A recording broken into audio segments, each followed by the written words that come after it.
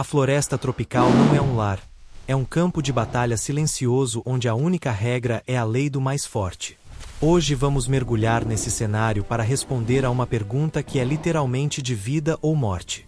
Imagine o cenário: um gorila das montanhas com seus 200 quilos de puro músculo forrageando tranquilamente próximo a um curso d'água na bacia amazônica. O que ele não sabe é que sob a superfície turva da água um par de olhos sem pálpebras já o marcou como presa. O palco está montado para um confronto que testa os limites da biologia e da física aplicada à sobrevivência. Um gorila das montanhas possui força bruta suficiente para quebrar ossos humanos como se fossem gravetos secos, mas o que acontece quando ele se depara com o pesadelo hidráulico de uma anaconda de 9 metros? Estamos mergulhando nas profundezas da floresta tropical para ver se a densidade óssea dos primatas consegue sobreviver a 10.000 libras de pressão sufocante. É a batalha definitiva entre a alavancagem explosiva e a constrição implacável, onde cada centímetro do corpo se torna uma arma ou uma armadilha mortal. Para entender essa luta, precisamos primeiro dimensionar os competidores em sua essência biológica mais pura.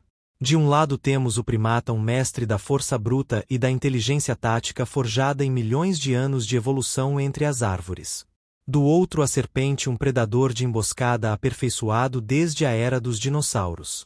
Não estamos falando de uma cobra comum, mas de uma sucuri gigante, uma máquina de matar que não precisa de veneno porque sua arma é a pressão e sua estratégia é o desgaste total. Vamos ao primeiro cenário de confronto de forças e limiares de sobrevivência, onde o ataque se inicia sem qualquer aviso prévio. A sucuri em um lampejo lança seu corpo de dentro da água, enrolando-se na perna do gorila com a precisão de uma catapulta biológica. O choque inicial é devastador para o primata, que sente uma massa fria e incrivelmente forte apertando seus membros com força sobre-humana. O pânico pode dominar qualquer ser, mas o gorila prateado não é um animal qualquer e sua reação instintiva é enfrentar a ameaça de frente. Agora entramos na simulação do ponto de virada, onde o gorila prateado, sentindo a pressão aumentar em seus membros, decide usar sua arma mais poderosa, que é a mandíbula. Com uma força de mordida estimada em 1.300 psi, ele crava seus caninos de 5 centímetros no corpo da serpente em um movimento desesperado e preciso. O objetivo aqui não é simplesmente arrancar um pedaço de carne, mas sim executar um golpe cirúrgico na coluna vertebral da cobra. Se ele conseguir alinhar a mordida corretamente, pode cortar a medula espinhal do predador, paralisando instantaneamente a parte do corpo que o sufoca. Mas a cobra não é um adversário passivo e enquanto o gorila morde, ela aperta ainda mais, desencadeando uma reação em cadeia de pressão e dor. É aqui que chegamos ao ponto fisiológico de não retorno para o primata, quando a pressão externa começa a vencer a resistência interna. A pressão de uma sucuri gigante pode chegar a incríveis 4.000 quilos por metro quadrado, um número que não é apenas assustador, mas tem um alvo específico, que é a caixa torácica do gorila. O primata precisa de seus pulmões expandidos para respirar, mas a cada aperto da cobra o espaço para essa expansão diminui drasticamente. O ponto de não retorno para o gorila acontece exatamente quando a pressão externa supera a força dos seus músculos intercostais, tornando qualquer inspiração impossível. Nesse momento, o desespero toma conta e a luta por ar se torna mais importante do que a luta contra a cobra propriamente dita. Em contrapartida, a vulnerabilidade da cobra está toda concentrada agora, porque enquanto aperta seu corpo está esticado e fixo como uma corda de aço. Um golpe de alavanca do braço livre do gorila ou um murro com a força de um carro em movimento pode fraturar as vértebras da serpente e reverter o jogo completamente. É crucial analisar a resistência e a estratégia de cada um para entender quem leva vantagem no longo prazo desse confronto. A sucuri é um predador de sangue frio, o que significa que seu metabolismo é extremamente lento e econômico em termos energéticos. Ela pode manter essa pressão por horas sem se cansar, aguardando pacientemente a presa desistir de lutar, e para ela o tempo é um aliado inestimável. O gasto energético dela durante a constrição é mínimo, um verdadeiro feito de engenharia biológica que a natureza aperfeiçoou ao longo de eras.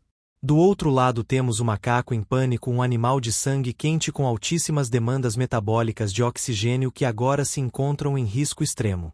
O coração do gorila dispara bombeando adrenalina para tentar sustentar o esforço sobre-humano de tentar se livrar das espirais mortais que apertam seu torso.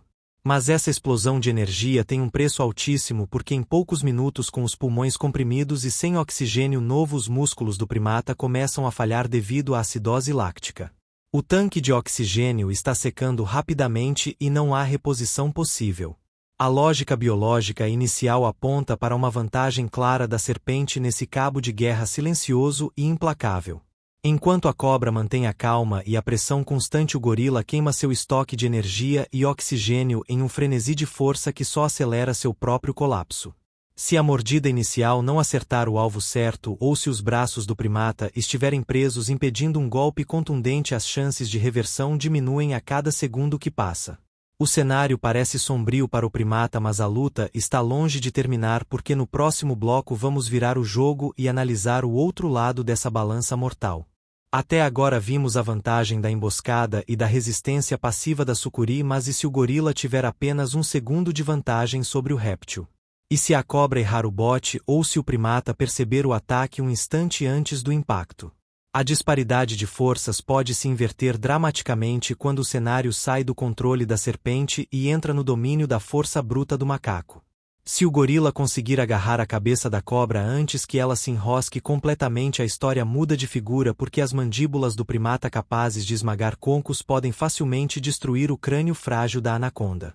Imagine agora a força necessária para abrir as espirais de uma sucuri depois que elas já estão firmemente estabelecidas ao redor de um corpo. Estudos mostram que um humano adulto não tem a menor chance de realizar esse feito, mas um gorila prateado está em outra categoria completamente diferente. Com uma força de tração estimada em mais de 2.000 quilos, ele pode gerar uma potência muscular que desafia a lógica. Se ele conseguir inserir seus braços entre o corpo da cobra e o seu próprio tronco e puxar para os lados, ele pode gerar uma força de alavancagem que a musculatura lisa da cobra simplesmente não foi feita para suportar. No entanto, a anatomia da cobra joga a favor dela nesse quesito porque seus músculos são dispostos de forma a permitir que ela sinta cada contração da presa em tempo real. Quanto mais o gorila tenta expandir o peito para respirar ou puxar as espirais para se soltar, mais os sensores de tensão da cobra enviam sinais para ela apertar ainda mais. É um ciclo vicioso e perigoso onde a própria luta do primata alimenta e fortalece a força da serpente. O gorila precisa de um golpe decisivo e cirúrgico, não de um empurra-empurra prolongado que só consome suas reservas de oxigênio.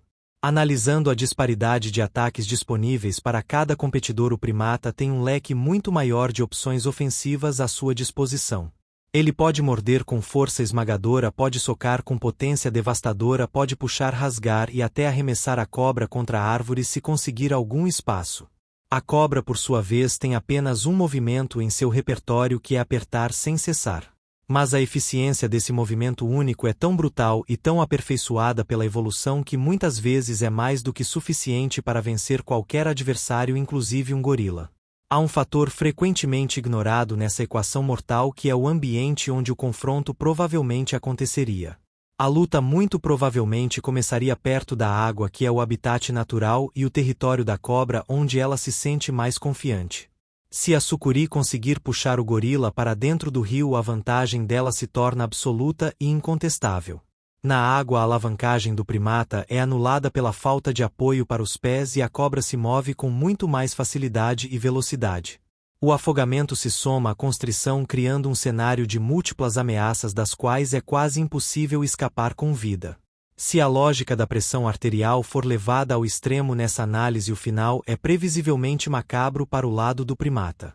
A pressão de 10.000 libras não só impede a respiração, mas também interrompe completamente o fluxo sanguíneo para órgãos vitais, começando pelo cérebro. O cérebro do gorila privado de oxigênio começaria a sofrer danos irreversíveis em poucos minutos, levando à perda de consciência. Mesmo que ele conseguisse se soltar depois desse ponto, ele poderia desmaiar ou sofrer sequelas permanentes, tornando-se uma presa fácil para a cobra ou para outros predadores da selva. Por outro lado, se o gorila vencer esse confronto, o que acontece com a sucuri que ousou desafiá-lo? Com sua força descomunal e sua fúria primitiva, ele poderia literalmente desmembrar a serpente em vários pedaços com suas mãos poderosas. Há relatos não confirmados cientificamente, mas presentes no folclore, de primatas grandes que agarram cobras e batem elas com força contra troncos e árvores até quebrar todos os seus ossos. A força contundente é o ponto fraco da cobra porque enquanto a serpente é uma mestra em distribuir pressão, ela é frágil contra impactos pontuais e extremamente fortes. Chegamos então ao limiar da disparidade, onde o que define o vencedor não é apenas a força bruta mas sim o momento exato do ataque e quem age primeiro. Se a cobra age primeiro e acerta um enrosco rápido e firme, a probabilidade de vitória dela é de cerca de 80% baseado em modelos de predação de constritores em presas de grande porte. Se o gorila age primeiro e consegue desferir um golpe incapacitante na cabeça da cobra, as chances se invertem completamente, indo para 90% a favor do primata. Tudo se resume a um único segundo de vantagem. Portanto, o veredito dessa análise aprofundada de disparidade de forças é que não existe um vencedor absoluto e sim um contexto que define o resultado. O gorila representa o pico da evolução dos primatas em termos de força bruta, uma verdadeira fortaleza ambulante de músculos e ossos densos. A sucuri é o pico da evolução dos répteis em termos de eficiência predatória, uma máquina biológica de constrição. A batalha é um confronto de filosofias de sobrevivência onde a força que constrói e defende enfrenta a força que aperta e consome sem piedade. E é exatamente essa incerteza matemática e biológica que faz da natureza algo tão fascinante e mortal ao mesmo tempo para quem a observa. Na próxima vez que você olhar para uma floresta tropical, lembre-se que sob o silêncio das copas existe um equilíbrio de terror onde um gigante pode ser derrubado por um abraço e uma serpente pode ser despedaçada por um único murro. Esta é a guerra na selva, onde a linha entre a vida e a morte é tão fina quanto a língua de uma cobra pronta para atacar sua próxima presa. Se você gostou dessa análise, não esquece de deixar o like e se inscrever para mais confrontos da natureza.